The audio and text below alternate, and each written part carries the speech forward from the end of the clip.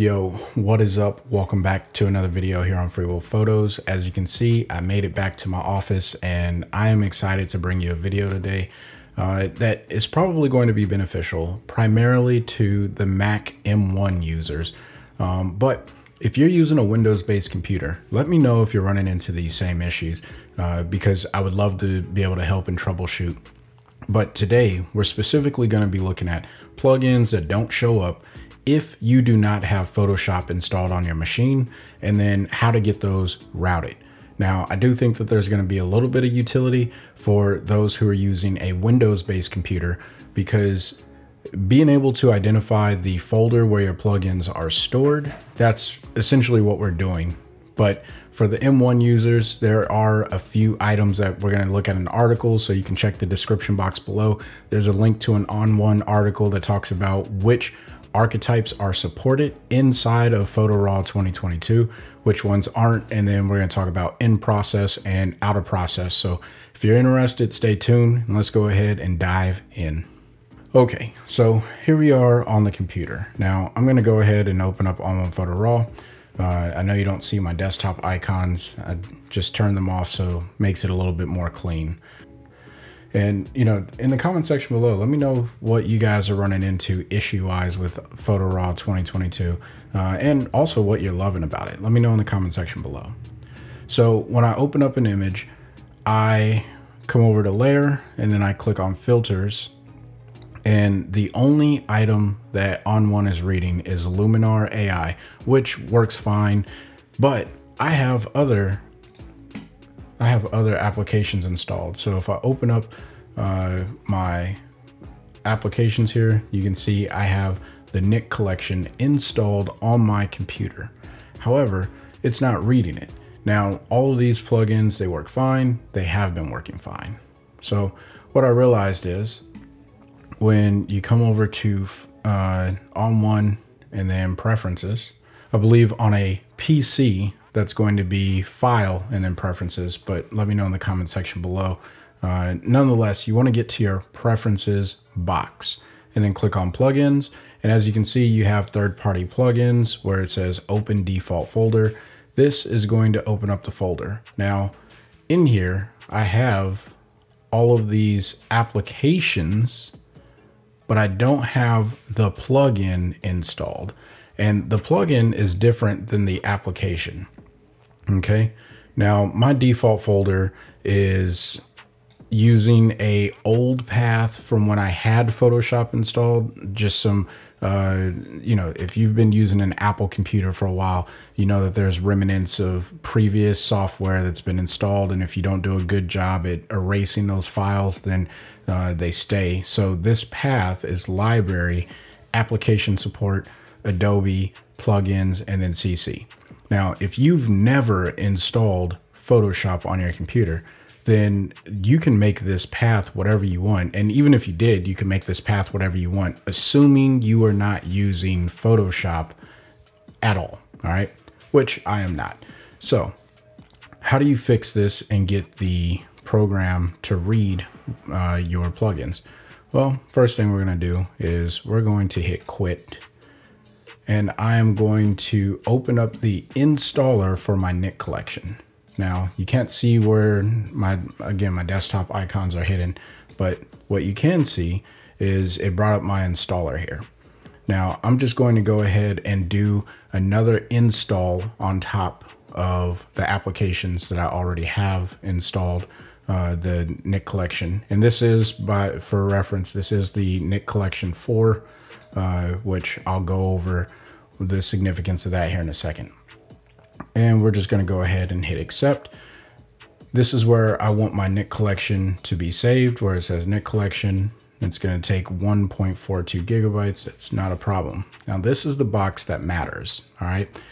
If you just keep hitting next, next, next install, then you're going to miss this. So make sure that you stop where it says compatible host applications. Now, I imagine with other third-party applications, you're going to get a box that's similar to this that talks about making a plugin for Photoshop or a compatible host application.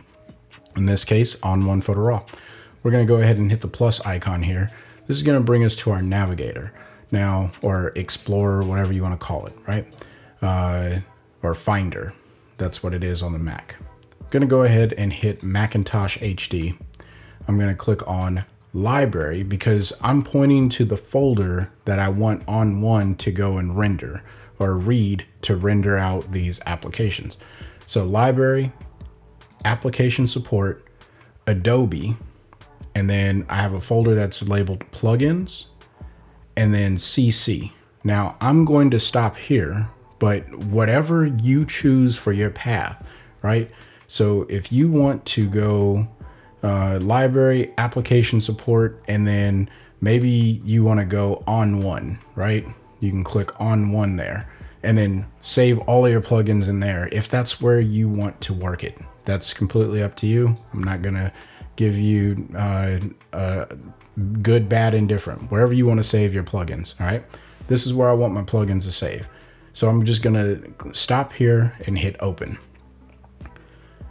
And as you can see, it's now telling me Adobe Photoshop Custom 1. I can't rename this. I don't think it really matters because you don't see this anywhere else except for in here. So I'm gonna go ahead and hit install. And now it is a waiting game for the install. So I'll jump back once it is done installing. While this installs in the background, I want to go ahead and direct your attention over to the web page that talks about some of this information of host applications or using ON1 Photo Raw as a host application. So let's jump back over to the computer. All right, so here we are looking at the article. This is coming from the ON1 Photo or ON1 webpage, and as you can see, it's hosting Photoshop plugins inside of ON1 Photo Raw. Now we're going to scroll down here, and I want to explain a few things. But moral of the story, they've tested a few programs. This is not an exhaustive list, or at least I don't think it is. But these are the ones that they were talking about testing, and I think these are some of the more common Photoshop plugins, but you may have some plugins that aren't listed here, and we'll talk about that here in a second. But here's the chart, and obviously I'm installing some DxO software, and I'm going to show you kind of how this works out when when ON1 decides to finish when we get into ON1. But x86 support and Mac M1 support. These are very, very important tools to pay attention to. All right. x86 support, this is like Intel basic. This is going to be for your Windows computers and stuff like that. That's important because then you have the Mac M1. Now this is the new structure. If you're not familiar, Apple came out with a new processor about a year ago, and it's called the M1 chip. It is written on a completely different archetype or architecture than the Intel-based programs. Because of that, Apple had to come out with an emulation, which is called Rosetta 2. You may have heard of this. If you have, and then we're going to talk about Rosetta 2 in a second. But here's the problem, or not the problem, but something you should be aware about. The method in which the application, which is ON1 Photo Raw, uses whatever this plugin is. This one says in process. Now, in process because it's supported with the M1 Mac chip, right? However, you have to be running the program in Rosetta 2. Now, as time goes on, hopefully, you know, the DxO company or whatever, they release updates that allow for M1 compatibility, reading the API and doing all that technical stuff, really that we aren't as in tuned with, as long as it works, right? Moral of the story, if you want to get this plugin to work, and we're going to test this out, is you have to be running your application in Rosetta 2, all right? This is only for Mac users. Now on PC, if you have this installed, you should be good to go, and it's going to work in process. Now, the difference, and you're probably wondering, okay, Chris, what is in process? what this means is the way that you would expect the program to work inside of Photoshop, where you click on filter, you click on the filter, and then it opens up a dialog box. And when that dialog box opens, you do your edits, you hit apply, and then it saves it as a layer. Well, that's in process, all right? Out of process, which I'll show or explain because I don't want to make this video too long, but out of process means that you will have to send a copy of the program to whatever, a copy of your image to the program that you want to open it in, and then save that back into the photo. That is considered out of process, all right? Save it back to the photo folder, just so that makes sense. That's out of process. That is the original method of how this has worked, all right? In process means that it's coming back and it's going to save your file as a on photo file type, which is just saying that you have multiple layers inside of an ON1 photo file, or it's saving it as a TIFF, and then you have to send that TIFF to the software that you want to edit in, and then you save the rendered copy, right, back out of that program as a TIFF into a folder, so then ON1 can read it, and then you open it up and it's a whole nother document, all right? So essentially you end up with 3 copies of the document when you work out of process. You have the original, and then you have the TIFF or the JPEG that you export, and then you have the completed document that comes out of, let's say, Affinity Photo, or what is this one? The Viveza software, right? You get a TIFF or JPEG, whatever you render from that software. So now you have 3 copies of the photo, just so you're tracking how that works, and you can implement this into your workflow. Now, these, again, you can come through and read this article. I just wanted to show you that this does exist. And if you're curious, like, hey, which one of these plugins works for my particular software, you know, you can use denoise, but it's an out of process, probably some competition there. I'm just kidding. Who knows? Anyway, once you get through all of this, and as you can see, Skyloom Luminar AI, it works, but it's talking about the color management property. So this is something to pay attention to. Now, for the definition of in and out of process, I have found that this works in process. So I'm not 100% sure why this one is listed as out of process, but definitely still works. And then this is talking about how to get to that folder that I was explaining. And then down here is some really critical information. All right. Due to the wide variety of plugins, their age and unique characteristics, ON1 can't guarantee that any specific third-party Photoshop plugin will work now or in the future. Look, they're coming out front and letting you know, like, hey, there's some programs or plugins that just may not work, all right?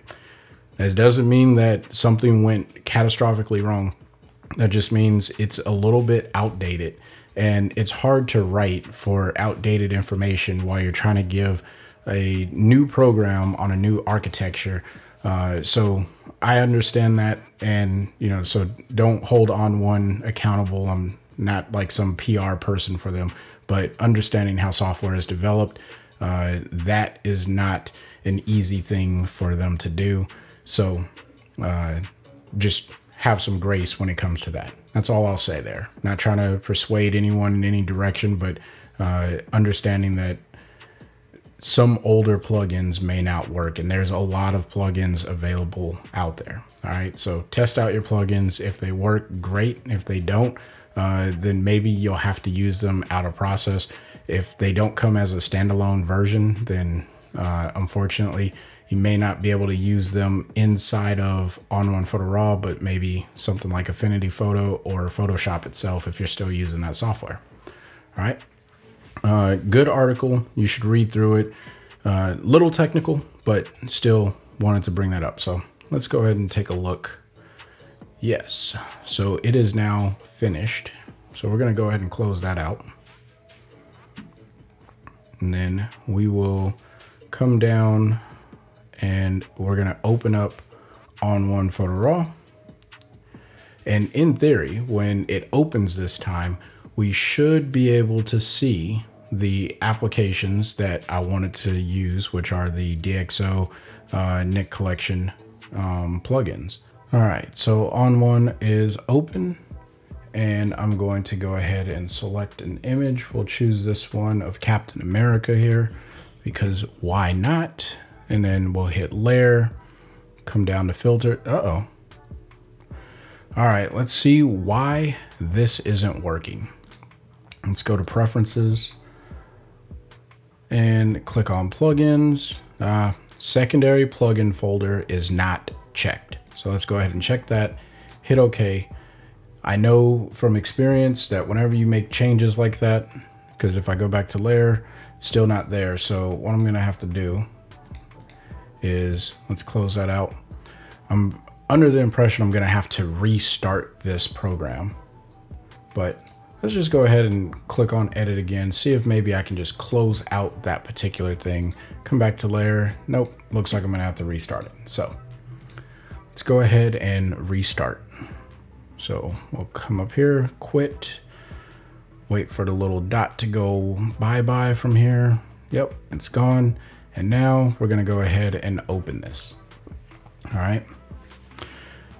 Now I do have a theory, because the article said that we had to open ON1 Photo Raw in Rosetta 2, the Analog Effects Pro 2 is not going to work because I am currently running this native to Apple Silicon.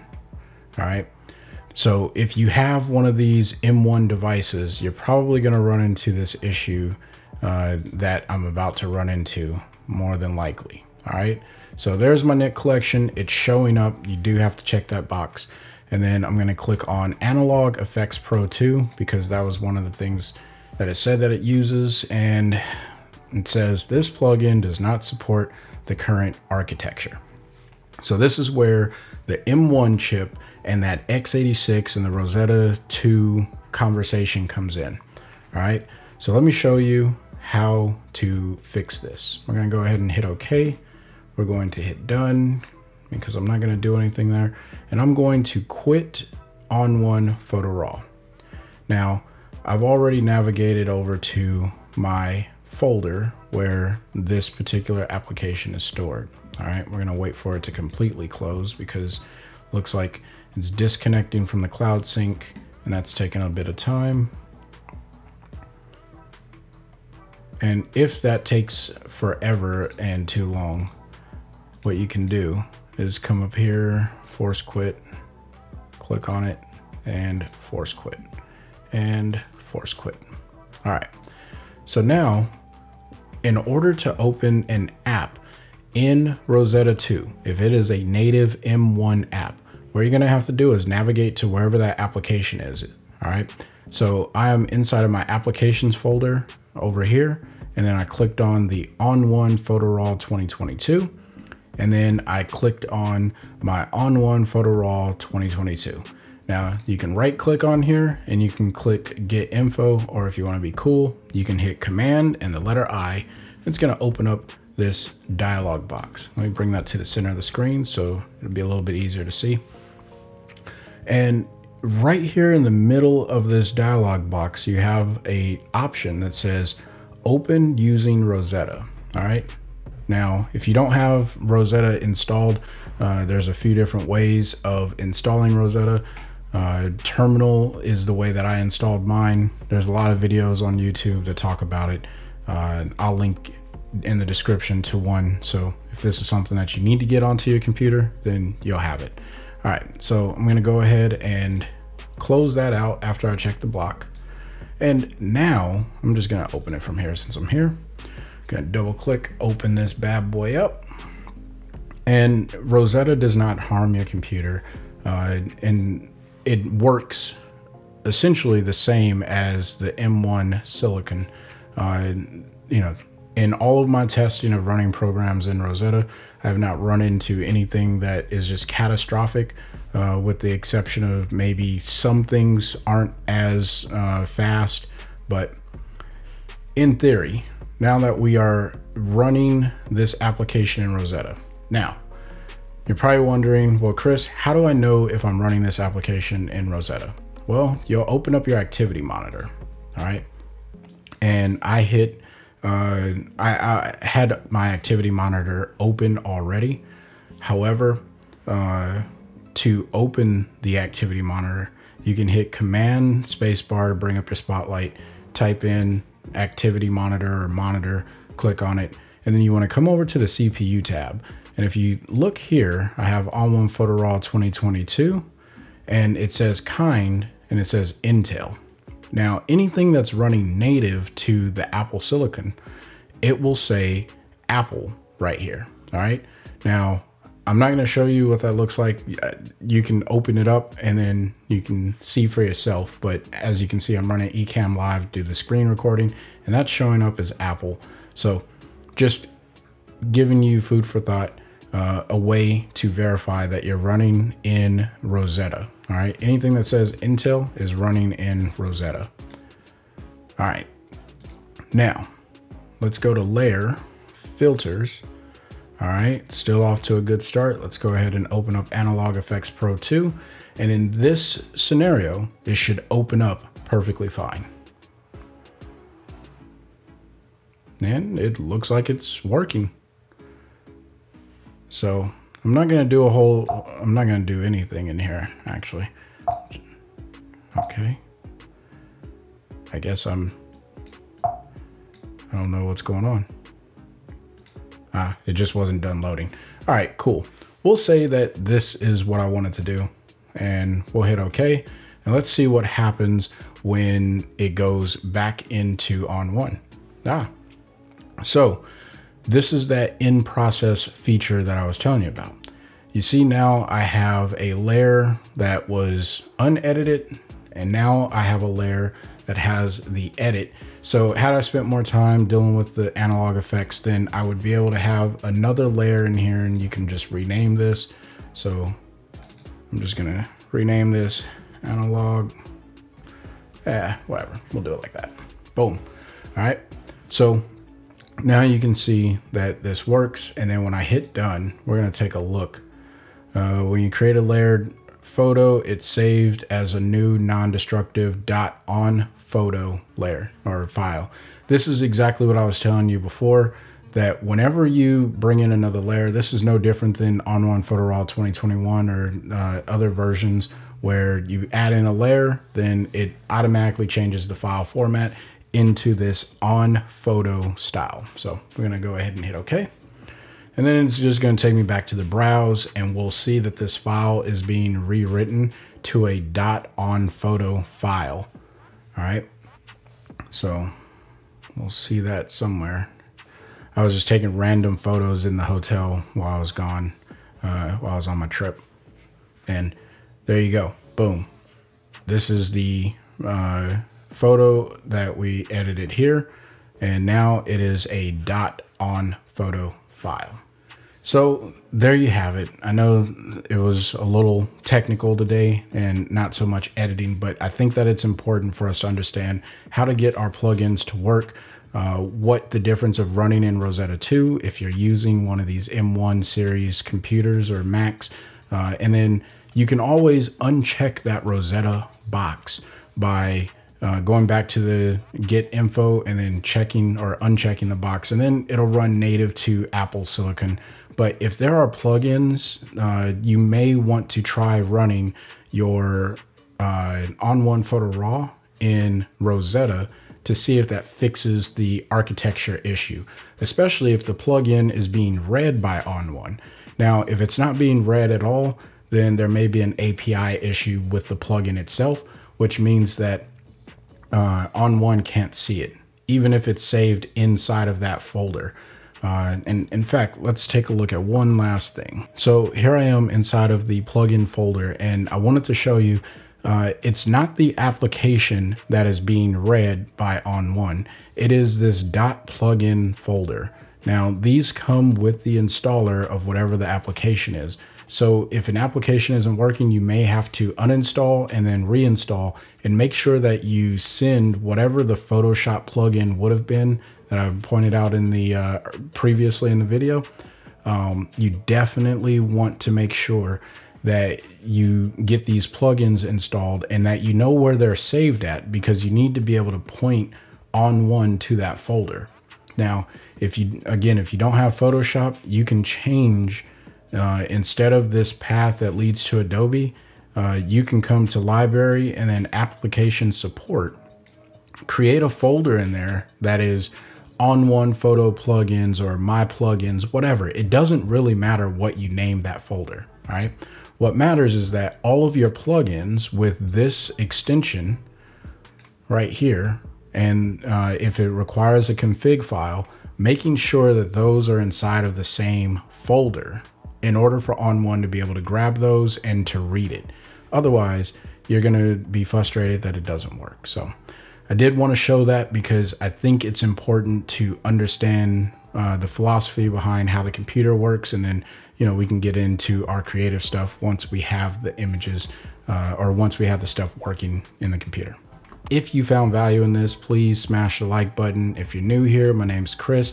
I make a lot of content centered around ON1 Photo Raw, and I have a lot more coming, especially when it comes to ON1 Photo Raw 2022. Now, I'm curious to know what your experience is, good, bad, indifferent, right? My goal here is not to make content that is just overly promoting ON1 Photo Raw, but really to teach you, one, how to use it if you're still trying to learn how to use it, but two, testing it to see where the challenges are, where the limitations are, because I do have a slight bias that I want to see this program excel, but I don't want to see it prematurely excel if there are issues and known issues and even big issues that don't make this program that good. So my goal is to try and figure out where the issues are so I can report it to the developers and let them know, like, hey, this is probably something you guys should take a look at. Here's where we're running into issues. Check out that article in the description box below. While you're down there, there's a few things. If you are looking to pick up a copy of ON1 Photo Raw, there is an affiliate link. If you purchase from there at no extra cost to you, you get the software, and I do get a small commission. It just helps me continue creating this content. And then there's also an email list down there. If you join my email list, you will receive free plugins, and I don't spam your inbox. I don't send a message every day. In fact, I very rarely send messages. However, what I'm doing is building the email list, so as I build products, I can share them with a community of users of ON1 and then also supporters of this channel, because I always want to find ways of giving back to you. So hopefully, again, this video was helpful, and I know that it was long, so I'm going to cut it here. Stay inspired and keep creating. Peace.